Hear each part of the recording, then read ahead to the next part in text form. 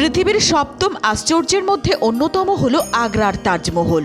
যমুনা নদীর তীরে অবস্থিত শ্বেত শুভ্র পাথরের তাজমহল আসলে মুঘল সম্রাট শাহজাহান এবং তার স্ত্রী মুমতাজের ভালোবাসার স্মৃতিচিহ্ন।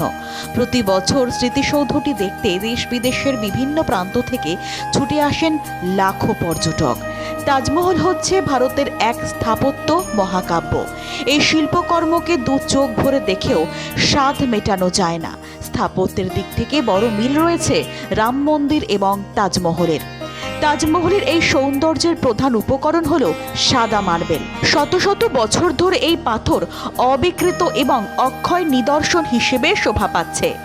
যে হোয়াইট মার্বেলের কারণে তাজমহলের খ্যাতি বিশ্বজোড়া, জানেন সেই মার্বেল আনা হয়েছিল কোথা থেকে? সে কথাই জানাবো আপনাদের। উল্লেখ করা যেতে পারে, যে মার্বেল দিয়ে তৈরি হয়েছিল তাজমহল, সেই মার্বেল দিয়েই তৈরি হচ্ছে রাম মন্দির। ভারতের রাজস্থান প্রদেশের ছোট্ট শহর মাকরানার সাদা পাথরেই বিশ্বজোড়া সৌন্দর্যের খ্যাতি পেয়েছে তাজমহল। অনন্য নিদর্শন হিসেবে পরিচিতি লাভ করেছে।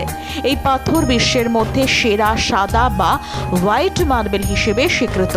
উল্লেখ্য, অযোধ্যায় নির্মিত রাম মন্দিরেও ব্যবহৃত হচ্ছে এই মাকরানা মার্বেল। তাজমহল ছাড়া মাকরানা পাথরে নির্মিত হয়েছে আরও একাধিক উল্লেখযোগ্য স্থাপত্য। এর মধ্যে রয়েছে পাকিস্তানের ন্যাশনাল অ্যাসেম্বলি ভবন, কলকাতার ভিক্টোরিয়া মেমোরিয়াল, সংযুক্ত আরব আমির শাহিতে সৈয়দ জায়েদ মসজিদ, জয়পুরের বিড়লা মন্দির, মহীশূরের জৈন মন্দির। এবার রাম মন্দির তৈরিতেও ব্যবহার করা হলো এই মাকরানা মার্বেল। ব্যুরো রিপোর্ট, দিন দর্পণ।